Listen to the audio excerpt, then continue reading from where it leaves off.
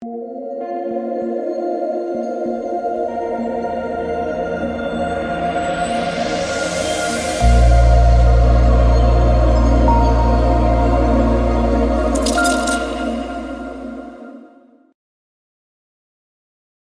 what's going on, guys? It's DK back at you at the end of the video here to break down the 13-game slate on Wednesday. Not really excited for this one. 13 games, in my opinion, is way too much, but do my best to break it down. If this is your first time watching, I cover content for NFL, NBA, daily fantasy sports, as well as player prop sites like PrizePicks, Underdog, and Parlay Play. Guys, the sponsor of the video is Parlay Play. If you guys are not on it, you can use the code DKDFS or the link down below for a $100 deposit match bonus. It's a player prop site. You can go up to 75x your money. They have a lot of different sports. Would highly recommend it. And if you do sign up using that code or the link, you do help support the channel. So greatly appreciate that. And as always, if you're looking for more content, you can check out my Patreon link down below. I have more content for daily fantasy sports and more content for player prop stuff.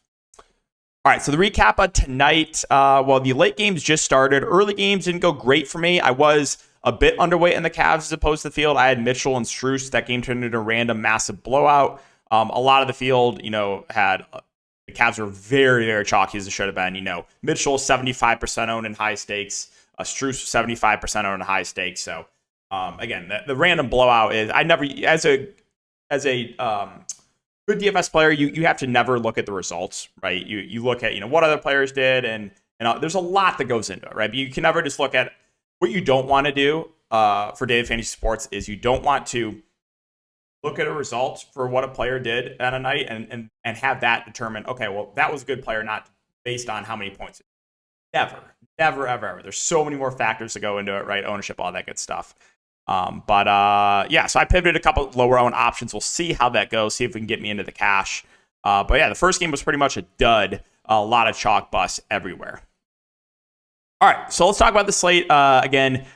13 games, so not going to be able to go super in depth on each team, but let's start off with Milwaukee. So Milwaukee, Giannis Antetokounmpo is 11K. I think he's a pretty decent spend up. I don't think he'll be super popular. He's had a bit of a quiet start to the year. There have been a lot of blowouts from Milwaukee. I would expect probably mid-30s minutes from him. So I do think Giannis is an interesting spend up. I'm not going to get to Dame. I'm not going to get to Chris Middleton on a limit unless we get news that the minutes are going way up.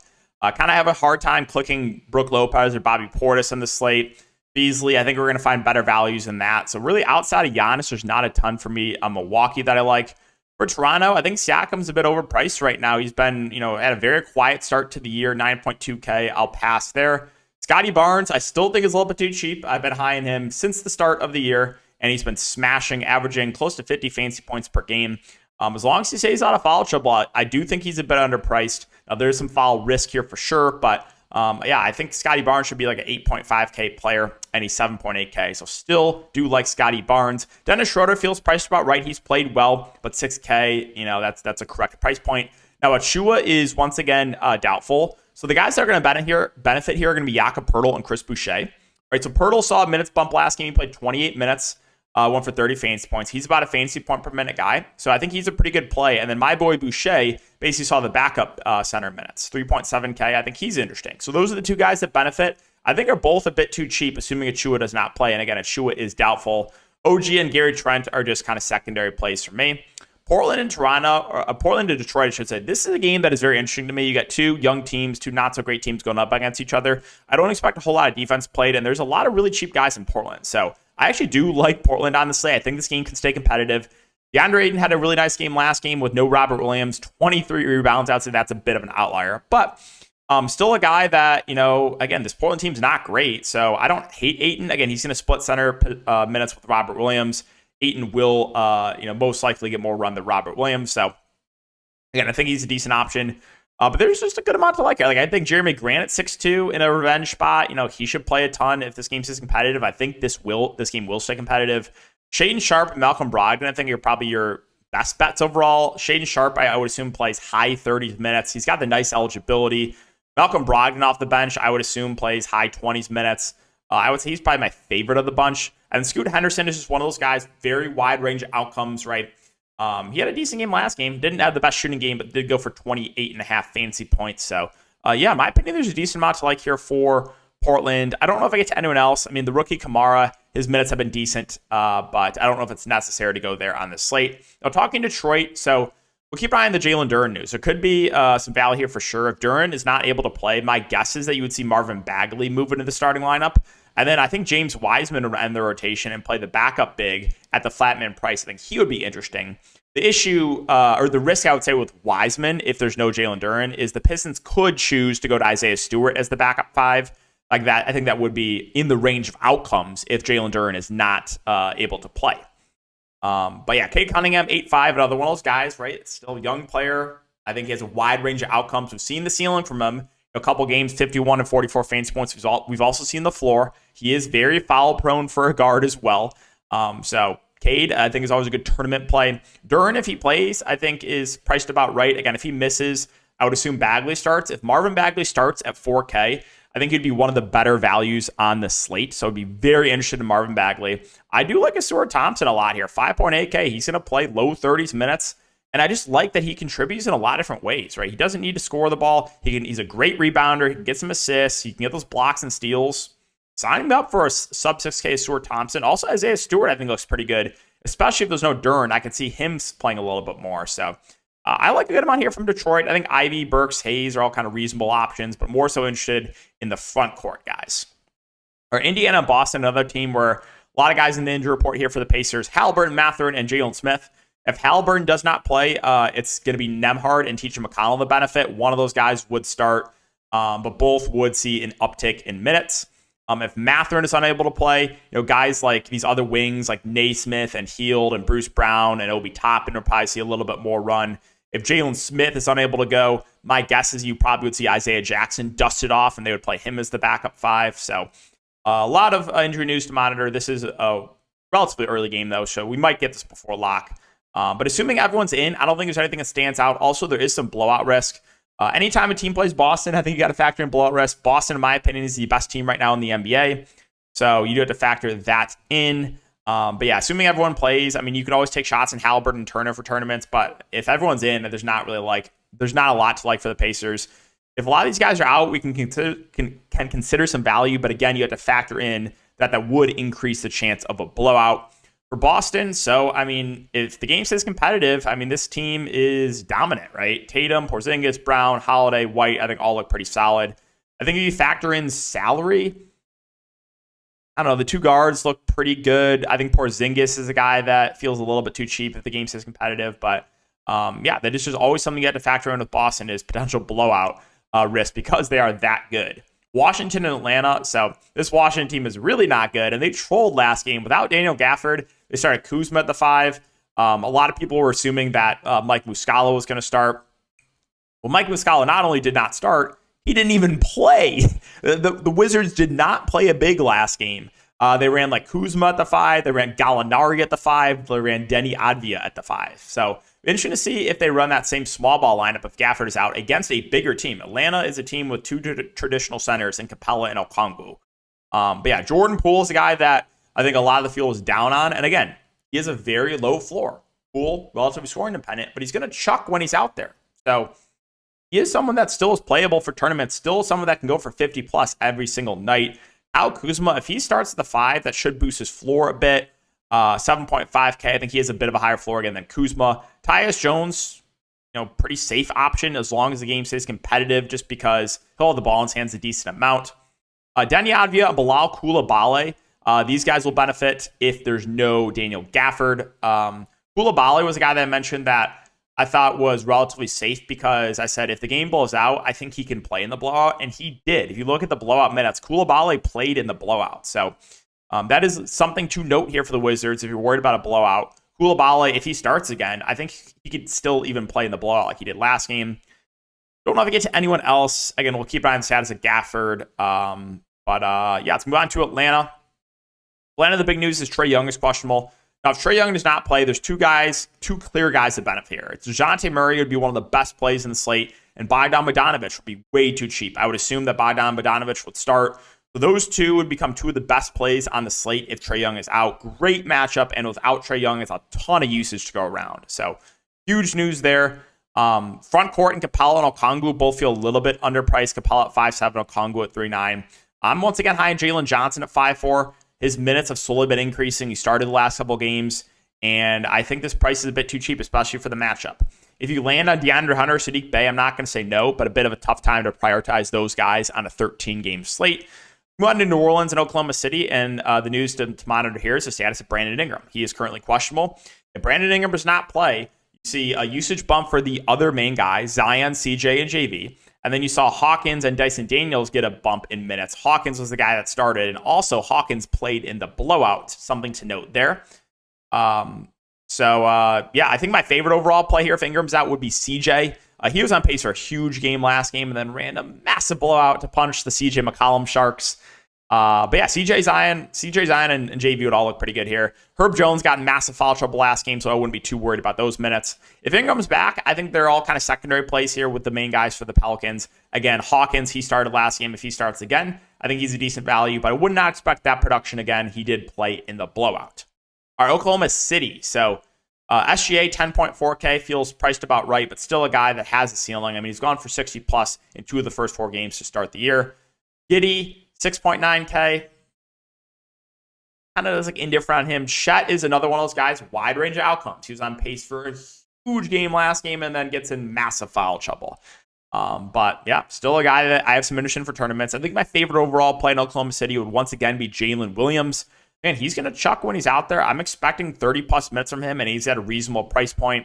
I would rather play Williams over Dort. I don't really know if I get to anyone off the bench. I mean, Isaiah Joe's seeing some decent minutes. Casey Wallace sees some rotation minutes, as will Jang, but I don't think it's necessary to go there on this slate. Brooklyn and Miami. So Brooklyn's the team I'm high on once again. I know it's, not necessarily the best matchup, but they're just so shorthanded. No Claxton, no Cam Johnson. You also have Dinwiddie and Dennis Smith Jr. doubtful. So, this seems to be really shorthanded. My guess for the starting lineup is they shift in Lonnie Walker. Now, the question is, do they continue with their small ball lineup against a Bam Adebayo Miami Heat front court, right? So if they continue with the small ball lineup, I think they'll go with Cam Thomas, Lonnie Walker, Ben Simmons, Bridges, and Dorian Finney-Smith. But either way, I think Day'Ron Sharpe is going to have to play some minutes in this game, whether he starts or not. I mean, he went for 24 fantasy points in 10 minutes last game. He is a good point per minute guy. I don't think we can expect 2.5 fantasy points per minute from him, but he's interesting. If he starts, I like him a lot more. And then, Royce O'Neal is going to play big minutes. I mean, this team is just really thin, right? So you're going to get a lot of minutes for these guys. Ben Simmons, I like quite a bit at this price point. I've been high in him the last couple of slates. He's been smashing. Bridges at 8-1, I mean, feels priced about right, but he still has a ceiling. Cam Thomas has played really well to start the year. He's shot the ball really well. If you think he continues to shoot like 60, 70% from the field, then he is underpriced. I don't know if he continues to shoot that well, but he's someone that you got to have some interest in. Dorian Finney-Smith, Lonnie Walker, Royce O'Neal, I think all look good as well. I mean, just think about their rotation, right? If they go with that starting lineup of Bridges, Simmons, Cam Thomas, Lonnie Walker, and Dorian Finney-Smith, then that's 5. You're going to see Royce O'Neal play big minutes on the bench at 6. You're going to see Day'Ron Sharpe play some minutes on the bench at 7.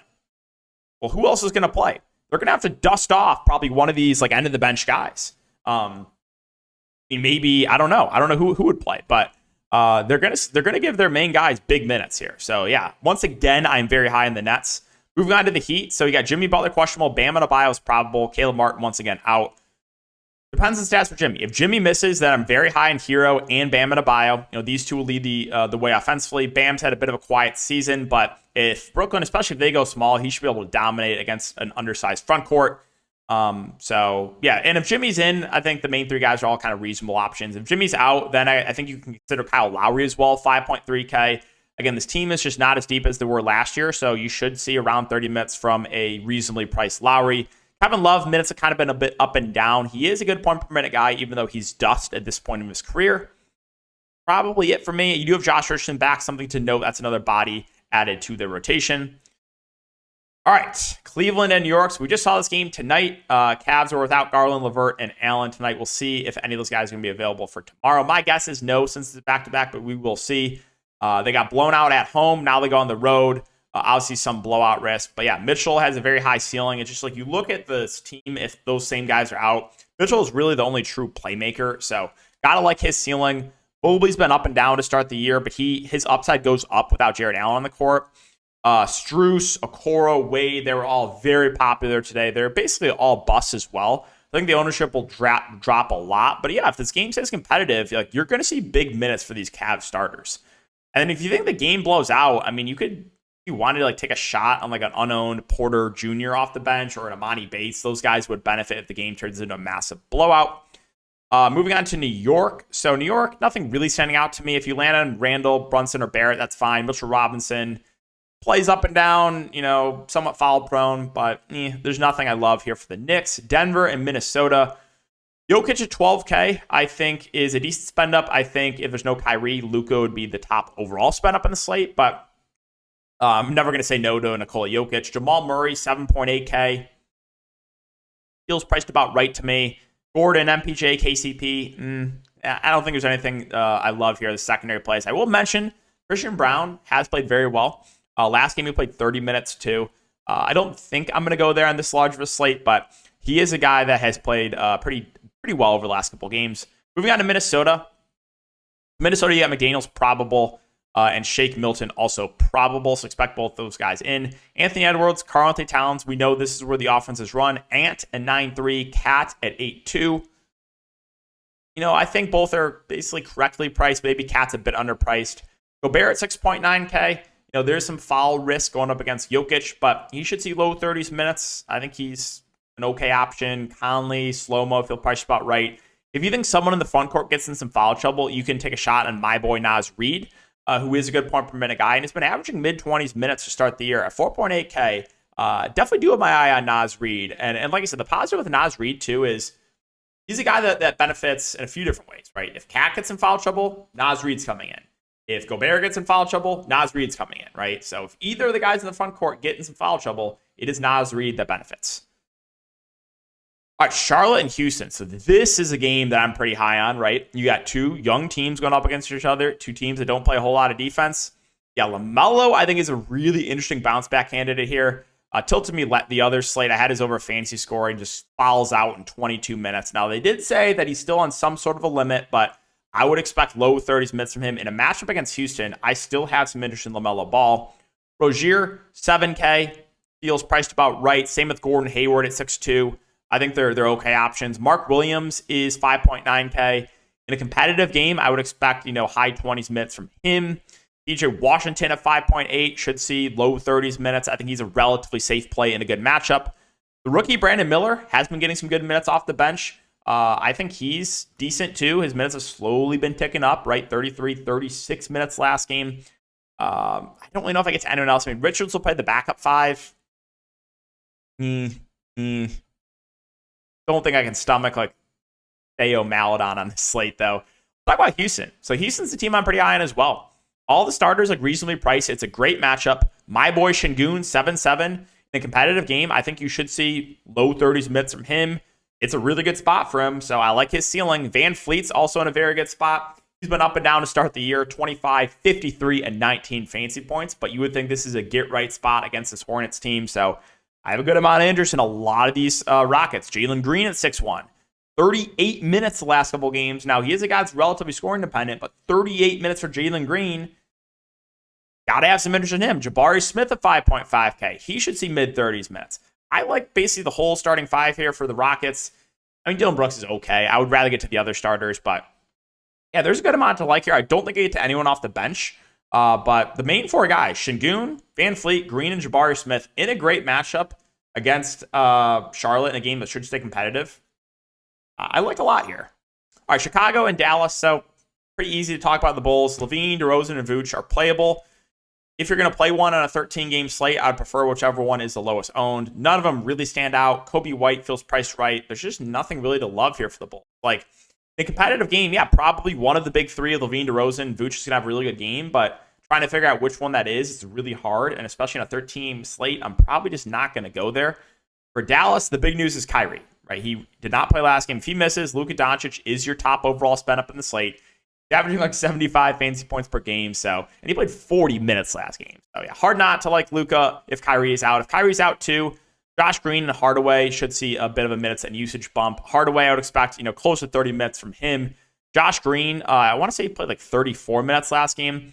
I think he is a pretty safe value if there's no Kyrie. Grant Williams should see a lot of minutes as well. 4.6K, I think, is a relatively safe value. I kind of have a tough time, though, trusting the rest of this rotation. Kleba, you got Lively, you got Powell, Derek Jones Jr., Seth Curry might see some minutes, maybe a little Dante Exum. You saw Hardy dusted off last game without Kyrie. I would say it's Luka, and then some interest in Hardaway, Grant Williams, and Josh Green if there's no Kyrie. All right, Memphis and Utah. So Memphis, they've not been great to start the year, and there's no D Rose here. They're shorthanded. I like both Bane and Triple J. Bane, 8.5K. The one game that I played him, he literally shot 1 of 10 from the field. Every other game, though, he's been averaging like 45 fantasy points per game. So again, just added the proof that no one runs worse. Jaren Jackson, I mentioned how and he was chalk the last few slates, and I never like to play a chalk Jaren Jackson, but I said, okay, no, he's going to be low on this slate. This would be the time to buy into Jaren. But for 50-plus fantasy points. So it depends on his ownership for Jaren Jackson, what I want to do.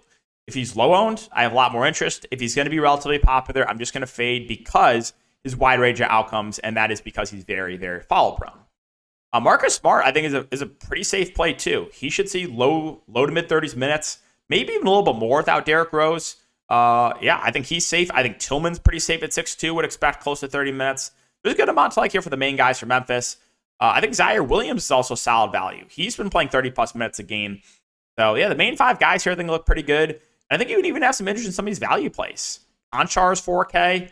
David Roddy is 3.8K. I think Luke Kennard sees some decent minutes off the bench at 3.6.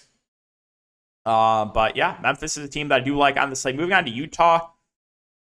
Utah, I think there's some guys that are a bit underpriced. Lauri Markkanen at 8.4 feels a little bit too cheap.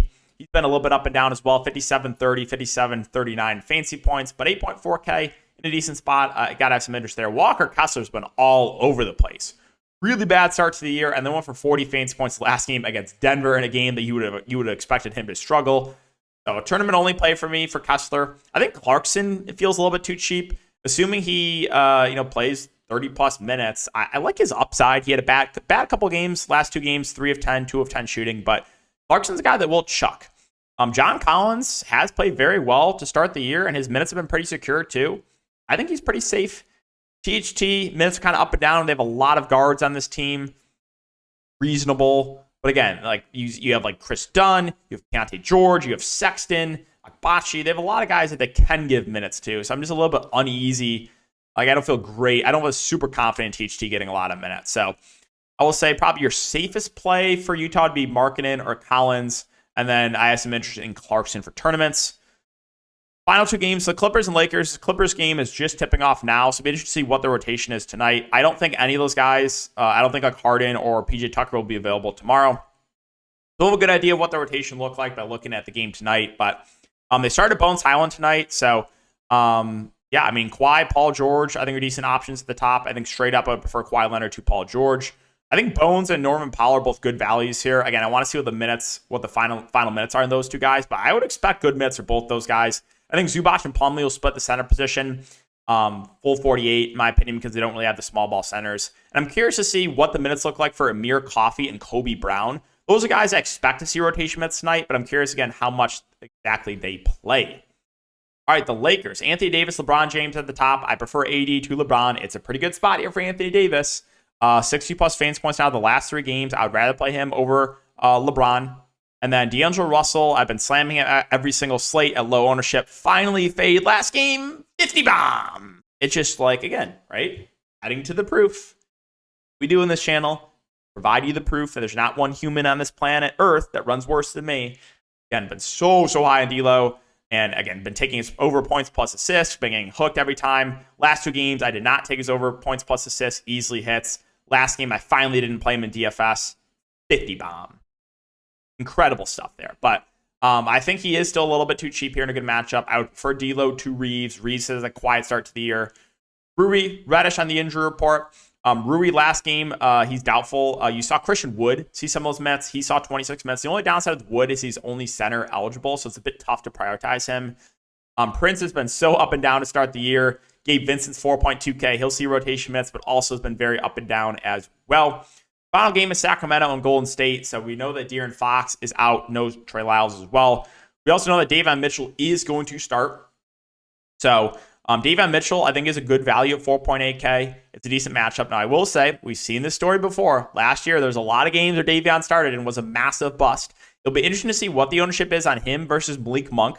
I think both guys benefit without De'Aaron Fox of Monk and Mitchell. I think Mitchell's safer.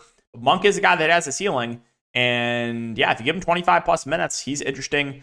I think Sabonis is a good option at the top, right? He's going to be leaned on a bit more here. Now, I think there's a bit of a chance of a blowout here without De'Aaron Fox. But yeah, my boy Sabonis without Fox, I think is a pretty safe player there at the top. Of the wings, Murray, Barnes, and Herter, I think Murray is my preferred option. His minutes have been very secure to start the year, and he should be probably the number 2 on offense behind Sabonis without De'Aaron Fox. Again, we talked about the guards. They benefit without Fox, Mitchell, and Monk. Don't know if I get to anyone else. I mean, McGee, he'll play the backup 5. Like, okay if you need some salary relief. Duarte also could see a little bit more run here without De'Aaron Fox. And finally, the Golden State Warriors. So Klay Thompson's probable. Kuminga's questionable. Sarge is probable. Kuminga news is not really huge, in my opinion. As far as the top-end guys go, I mean, Steph is always in play for me for tournaments. Gone for 61 and 57 in 2 of the first 4 games. So never going to say no to a low on Steph Curry. I think, Chris Paul would probably be your safest play at 7-3. Would expect close to 30 minutes. But, don't love him here. Klay Thompson, Wiggins have both been quiet to start the year. Wiggins' minutes have also not been great. He's really been struggling. Draymond is back, so it kind of hurts the front court. Again, there's not a ton that I love for Golden State. So, that's going to wrap up the video, guys. 13 games up, 13 games down. As always, if you do enjoy, make sure to like, subscribe, hit the notification bell. Appreciate it, guys, and we'll see you all in the next video.